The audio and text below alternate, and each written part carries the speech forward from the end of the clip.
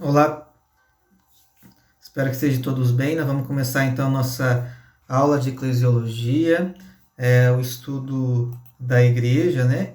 E nós vamos caminhar por esse processo desde o início até chegar então no Vaticano II, onde culmina essa nova eclesiologia que nós temos desde do encerramento do Concílio Vaticano II, que foi em 65, até os dias de hoje. Então agora todos os documentos que saem da igreja têm como base o Vaticano II, ali como essa nova forma de ver a igreja.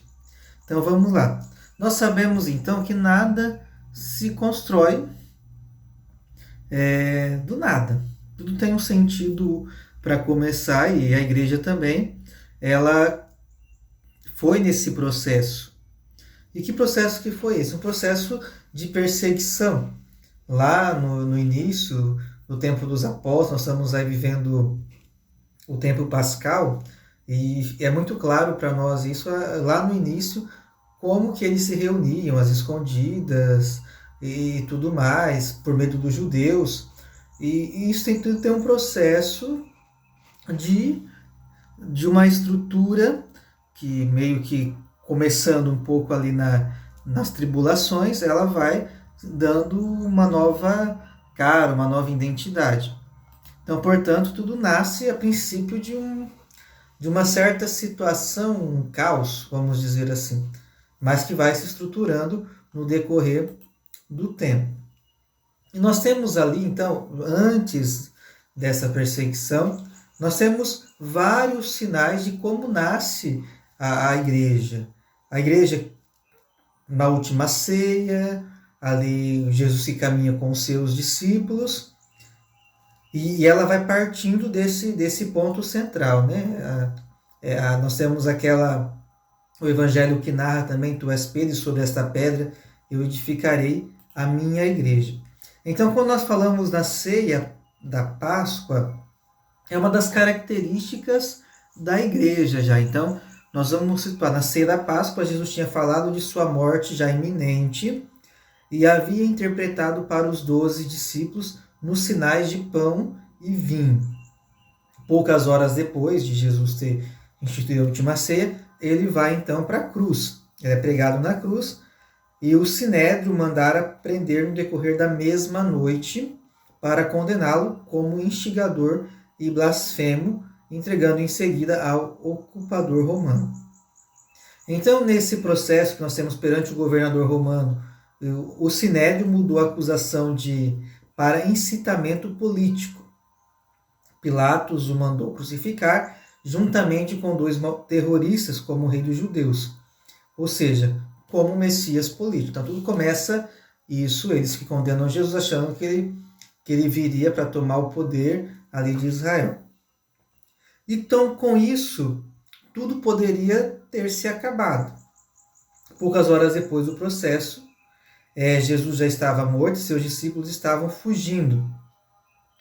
Jesus e sua mensagem pareciam definitivamente liquidados.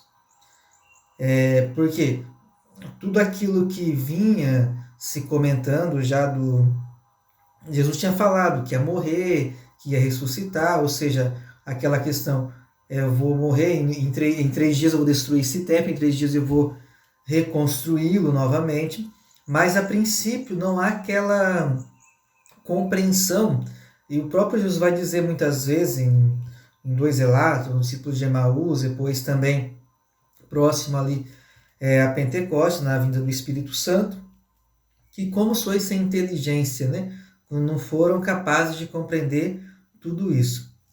Então, esse tempo pascal que nós estamos nos mostra essa realidade desses discípulos sem esperança, ou seja, parecia que aquela mensagem não tinha mais sentido para poder continuar a missão que próprio Jesus já tinha dado para eles enquanto estavam com eles. Então, o afã do Sinédrio de levar Jesus à cruz talvez tenha se inspirado em grande parte na passagem de Deuteronômio, capítulo 21, versículos 22 seguintes, em que se diz: numa norma que fala do destino a ser dado ao corpo de criminosos executados. Um enforcado é uma maldição de Deus. Então, naquela época, quando a gente fala, a gente tem que voltar para isso para poder entender a forma que nasce a igreja. Quem ia para a cruz era considerado o maldito de Deus. Então eles levam Jesus para a cruz para poder então acabar com aquilo que eles achavam que Jesus seria um político, aquele que viria restaurar, mas de um modo diferente, tomar o poder daqueles que já estavam lá. Então essa frase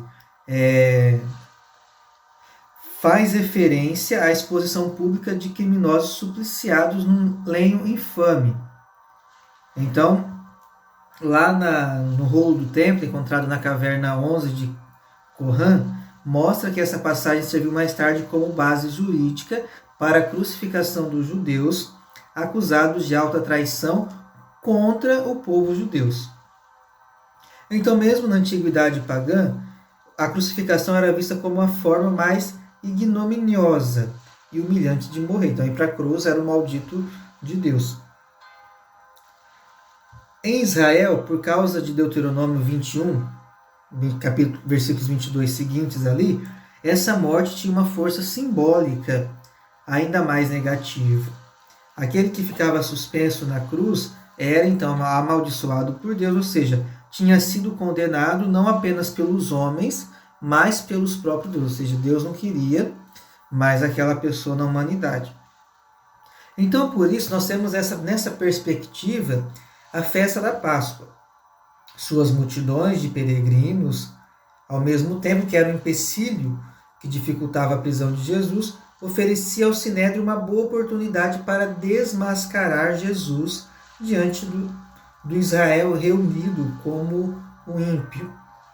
Então, uma vez pendurado na cruz, diante dos olhos do povo reunido para a festa, não havia dúvida possível, um sujeito como esse não podia ter o apoio de Deus. Então, nós vamos analisando, as situações que antecede ali o nascimento da igreja, que vai ser não foi Jesus que fundou a igreja, mas ele já vai dando os detalhes ali e tudo vai acontecendo nesse processo da paixão, da morte ali, e principalmente, como nós sabemos como cristãos, que a ressurreição é o que dá o ápice aí para que a igreja ela começa a crescer, como nos relata mesmo os Atos dos Apóstolos, que a igreja ia crescendo gradualmente.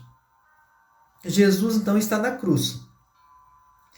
E isso significa que ele foi um amaldiçoado por Deus. Então, o efeito aparente dessa sentença deve ter provocado ali na época um efeito devastador.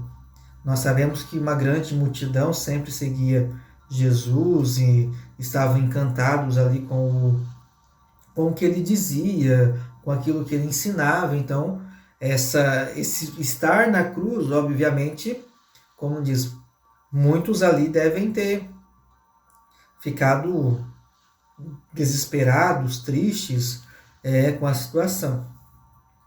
Então, a maior parte de seus adeptos deve ter perdido a coragem.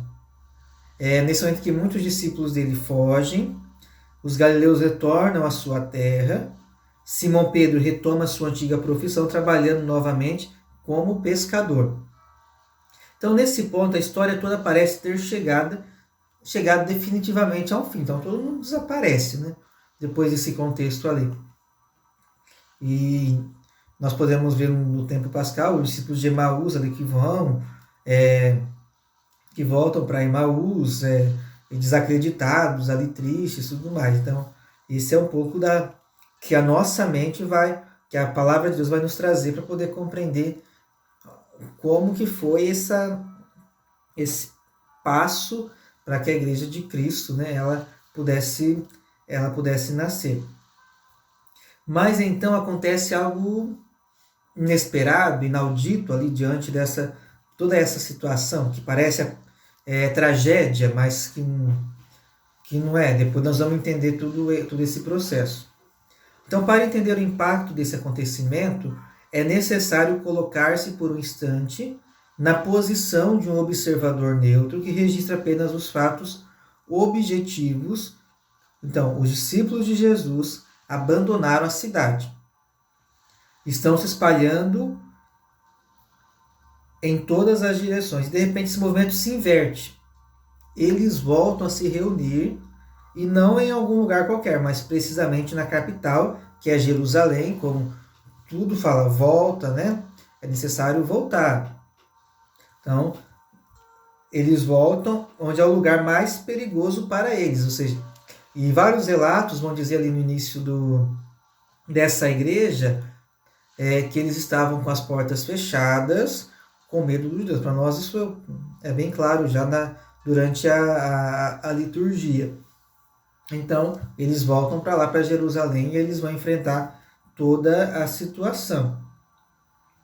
E na próxima oportunidade, na festa das primícias, chegam a declarar publicamente que Deus não aceitou a sentença do Sinédrio que condenara Jesus como instigador do povo. Afirmam que Deus proferiu um julgamento oposto, ressuscitando Jesus dos mortos e fazendo sentar-se à sua direita. Dessa forma, Deus o teria justificado. Então, agora eles partem desse discurso da ressurreição, né? Que Deus, então, ressuscitou Jesus. E, portanto, dessa forma, Deus teria justificado Jesus por ele ter passado pela cruz, mas agora tem a ressurreição, que é o fator que agora os discípulos, né? Eles vão trabalhar. Nós temos também até mesmo as mulheres, Maria Madalena, que vai anunciar também a ressurreição do próprio Cristo. Então, perguntados de onde lhes vinha toda essa certeza, eles fazem uma referência a uma experiência que teria transformado sua vida. É uma experiência feita por Simão Pedro, pelo grupo dos 12 e por muitos outros discípulos. Jesus lhe teria aparecido como homem ressuscitado e justificado por Deus. Então, dois grandes acontecimentos esperados em Israel para o fim dos tempos: a ressurreição dos mortos e o derramamento do Espírito de Deus sobre toda a carne. Afirma-se, portanto, que os acontecimentos aguardados para o fim dos tempos já tiveram seu início na ressurreição de Jesus. Então, é o ponto central, e Paulo vai nos trazer muito isso da ressurreição. Os fatos que tiveram lugar na Páscoa são, na verdade, fruto da ação poderosa, definitiva e escatológica, ou seja, é o ponto ali primordial que vai nos levar, então, depois que nós morrermos, né, para onde que nós vamos? Nós vamos passar pela ressurreição também.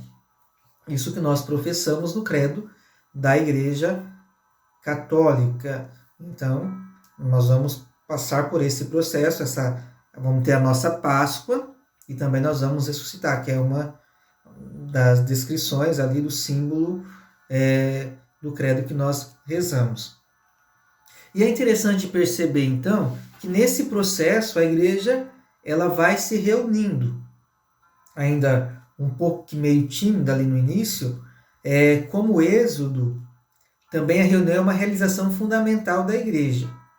Seu próprio nome o diz. A jovem comunidade de Jerusalém deve ter aplicado a si mesmo o nome de eclesia, né? Então, eclesia de Deus. Isso já aplicava-se lá no tempo do Êxodo. Então, nós vamos deixar de lado essa questão. Se foram pelos helenistas ou os hebreus, nesse caso o termo seria carral ou quialam, e usar essa designação. Sabemos, em todo caso, que Paulo afirma em 1 Coríntios 15, 9 e Gálatas 1 a 13, ter perseguido a eclesia de Deus, né? Então, Paulo que se mostra perseguidor lá no início já dessa igreja nascente.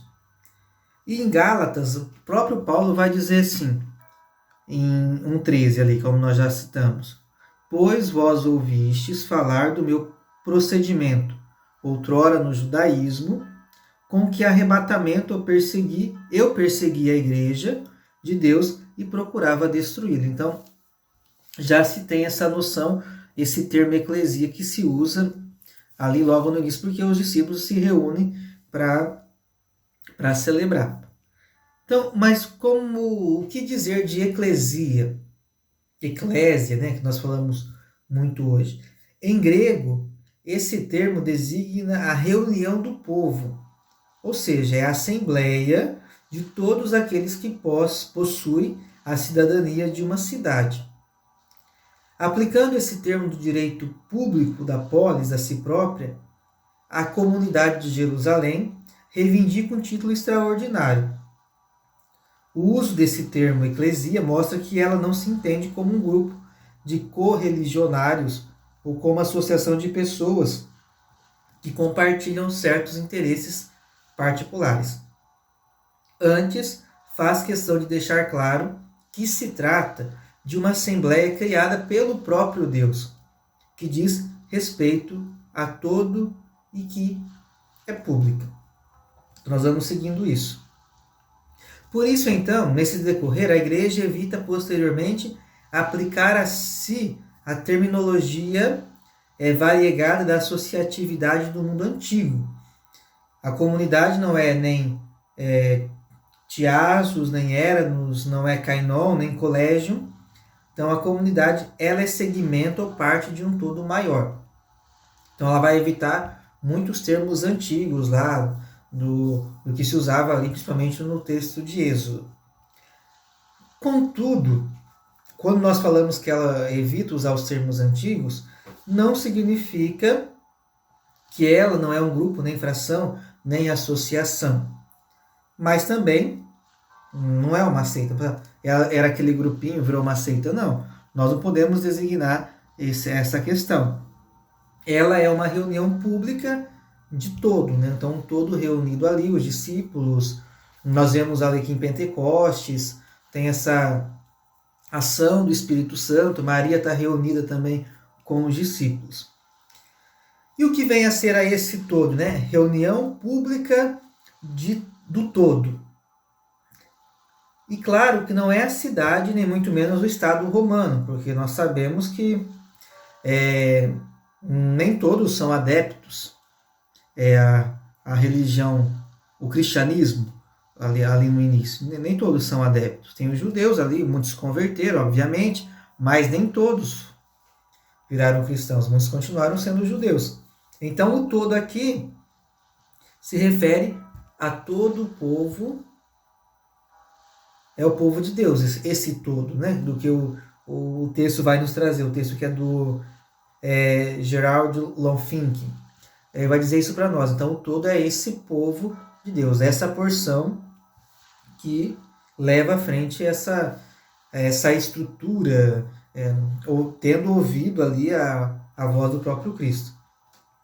Então, a palavra eclesia refere-se a uma realidade muito maior. Com certeza, o termo não deriva diretamente da assembleia que se realizava nas cidades helenistas, né? É um sentido que está presente também, mas sua verdadeira origem são a eclesia de Deus, do Antigo Testamento, e a tradição ensejada por ela no vocábulo judaico. Em última análise, o termo eclesia, eclésia, a gente pode, como nós vamos dizer essa palavra, né? Eclesia, eclésia, remete ao povo de Deus reunido no Sinai. Então é um povo que se reúne.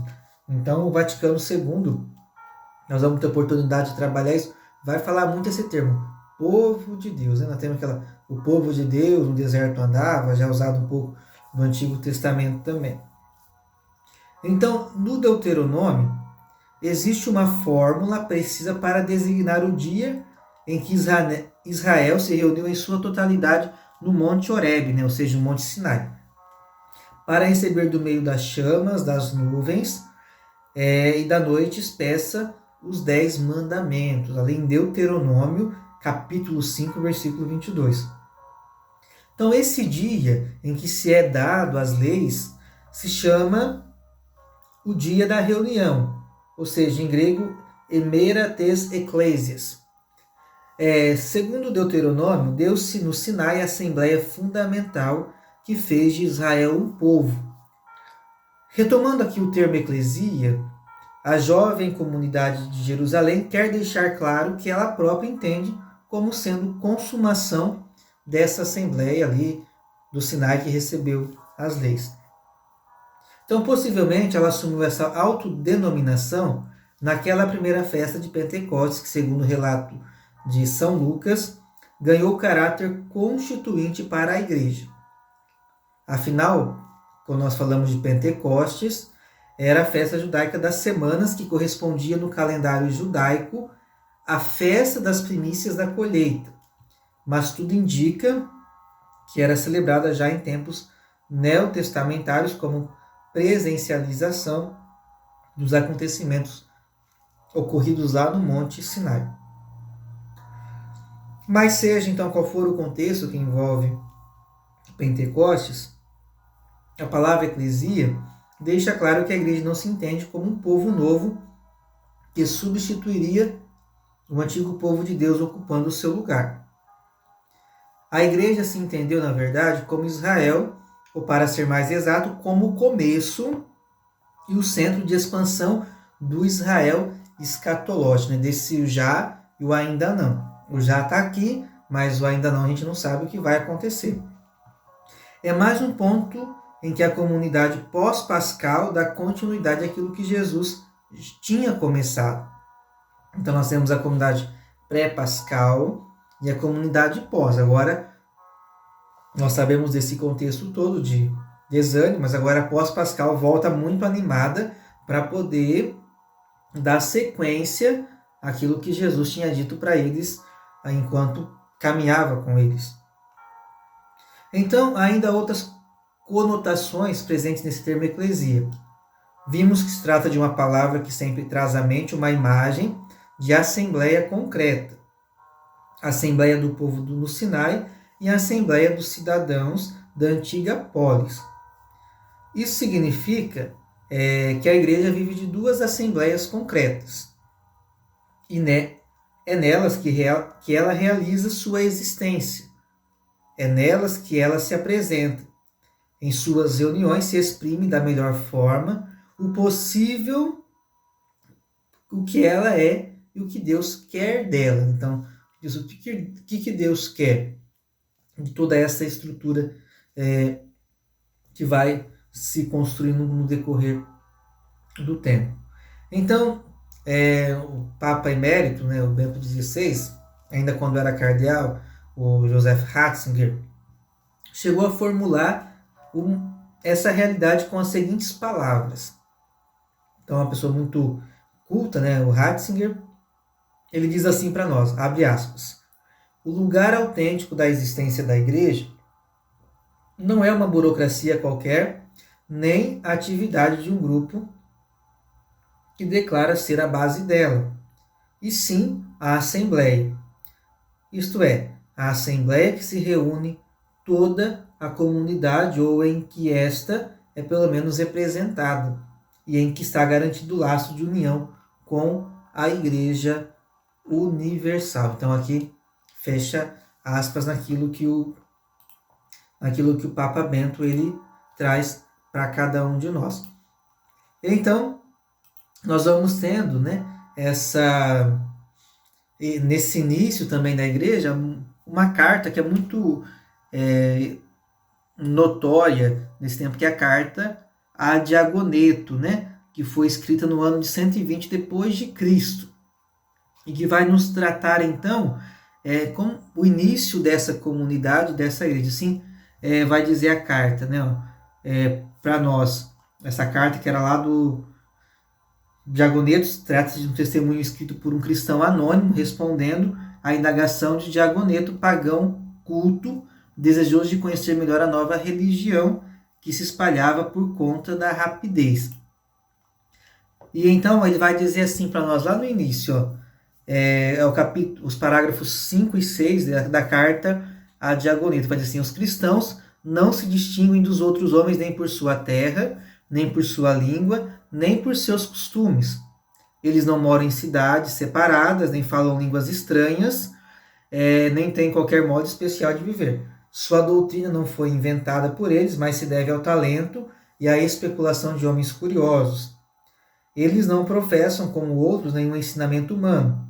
Pelo contrário, mesmo vivendo em cidades gregas e bárbaras, conforme a sorte de cada um, e adaptando-se aos costumes de cada lugar, quanto à roupa, ao alimento e a todo o resto, eles testemunham um modo de vida admirável e, sem dúvida, paradoxal.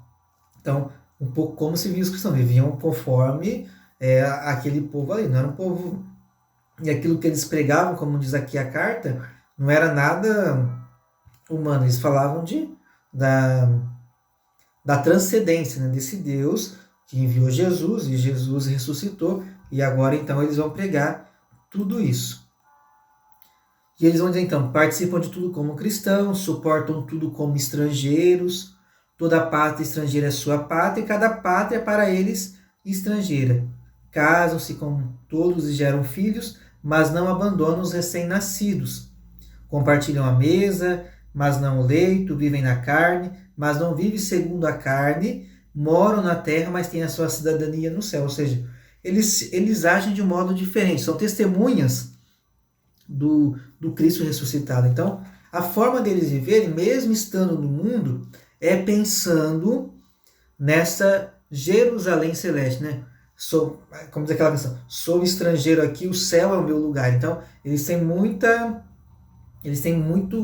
já neles, né, gravado neles essa situação. Então, eles vão amar todos que são perseguidos, são desconhecidos e ainda assim condenados. São assassinados, deste modo recebem a vida, são pobres, mas enriquece a todos com a sua vida. Então, é um pouco dessa carta a Diagoneto, como viviam esses cristãos. Assim como a alma está no corpo, assim os cristãos estão no mundo.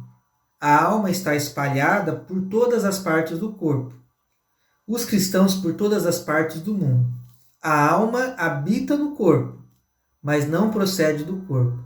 Os cristãos habitam no mundo, mas não pertencem ao mundo. Ou seja, nós estamos aqui de passagem. Eles tinham essa compreensão já que nós deveríamos já cuidar da nossa alma.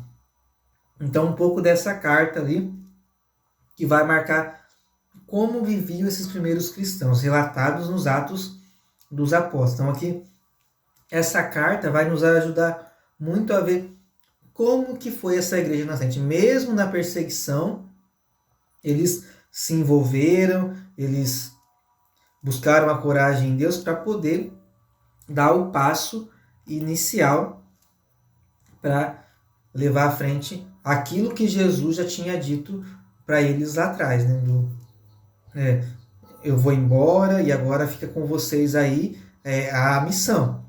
Para Pedro, tu és Pedro, sobre essa pedra eu vou edificar a minha igreja e as portas do inferno não vão prevalecer. Então essas frases que saem da boca de Jesus vai levar então essa comunidade inicial dos discípulos, ali dos apóstolos que estavam reunidos, a poderem dar o toque inicial, o chute inicial, para que a igreja ela possa ir se estruturando, né? E o catecismo vai dizer para nós aí no número 642 que tudo o que aconteceu nesses dias pascais convoca todos os apóstolos, de modo particular Pedro, para a construção da era nova que começou na manhã da Páscoa. Como testemunhas do ressuscitado, são eles as pedras de fundação de sua igreja. A fé da primeira comunidade dos crentes tem por fundamento o testemunho dos homens concretos conhecidos dos cristãos.